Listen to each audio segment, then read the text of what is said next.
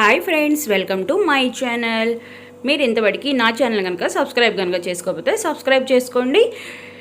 పక్కనే ఉన్న bell icon కనుక క్లిక్ చేస్తే మీకు నోటిఫికేషన్స్ వస్తాయి. ఈరోజు మనం ప్రిపేర్ చేసుకోబోతున్నాము వెయిట్ లాస్ రెసిపీ అలసందల గుగ్గిళ్ళు. చాలా చాలా టేస్టీగా ఉంటాయండి. ఎలా తయారు చేసుకోవాలో చూద్దాం. ఈజీగా అయిపోతుంది. ఇంకెందుకు ఆశ ఎలా ప్రిపేర్ చేసుకోవాలో చూద్దాం. ఫస్ట్ నేను ఇట్లా అలసందలు తీసుకున్నాను. వీటిని ఒక 6 గంటల పాటు నానబెట్టుకుంటే మనకి ఈ రకంగా బాగా ఉబ్బుతాయి అన్నమాట. ఇవి మనకి హెల్త్కి కూడా చాలా మంచిది. బాగా మంచి ప్రోటీన్స్ ఉంటాయి దీంట్లో. స్నాక్స్ కింద మనము ఈవినింగ్ టైంలో చేసేసుకోవచ్చు. ఇట్లా మనము ఒక కుక్కర్ కానీ పాను కానీ తీసుకోండి. దాంట్లో ఈ గుగ్గిళ్ళని వేసేసుకొని తగినంత ఉప్పు వేసుకోవాలి. ఉప్పు వేసుకొని ఒక గ్లాస్ దాకా నీళ్లు పోసుకోవాలి. నీళ్ళు పోసేసి మూత పెట్టేసి విజిల్ పెట్టుకోండి. ఒక 5 విజిల్స్ కనుక వస్తే బాగా ఉడికిపోతాయి. మనకి గుగ్గిళ్ళు బాగా మెత్తగా ఉంటాయి అన్నమాట. మరీ మెత్తగా అయిపోకుండా తినడానికి బాగుండేటట్టు ఉడుకుతాయి. ఒక 5 విజిల్స్ అయితే సరిపోతాయి. ఆవిరిపోయిన తర్వాత ఆవిరిపోయిందో లేదో ఒకసారి చెక్ చేసేసుకొని జాగ్రత్తగా మూత తీయండి.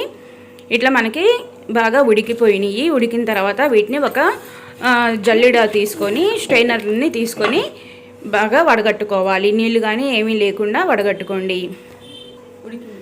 ఈ రకంగా ఉడికినవి చూసారు కదా, చేత్తో ఇట్లా ప్రెస్ చేయగానే నలిగిపోయినాయి. ఈ రకంగా మనం ఉడికించుకొని వీటిని పక్కన పెట్టుకోండి. తర్వాత ఒక బాండీ పెట్టుకొని దీంట్లో ఒక 3 స్పూన్ల దాకా నూనె వేసుకోండి. నూనె వేసుకున్న తర్వాత హీట్ అయిన తర్వాత దీంట్లో మేము ఉప్పు మిరపకాయలు వేస్తున్నాము. వీటిని చల్ల మిరపకాయలు అని కూడా అంటారు. ఈ ఉప్పు మిరపకాయలు మీకు కావాల్సినవి వేసుకోండి. నేనైతే ఒక 6-7 తీసుకున్నాను. బాగా వేగిన తర్వాత దీంట్లో 1 స్పూన్ దాకా ఆవాలు వేసుకోవాలి. తర్వాత 1 స్పూను జీలకర్ర కూడా వేసేసుకోండి. వేసుకున్న తర్వాత ఒకసారి బాగా వేయించుకోండి. మంచి గోల్డెన్ బ్రౌనిష్ కలర్ వచ్చేదాకా వేయించుకోవాలి. చిన్న మంట పెట్టుకొని వేయించుకోండి. తర్వాత దీంట్లో కొంచెం కరివేపాకు కూడా వేసుకోవాలి.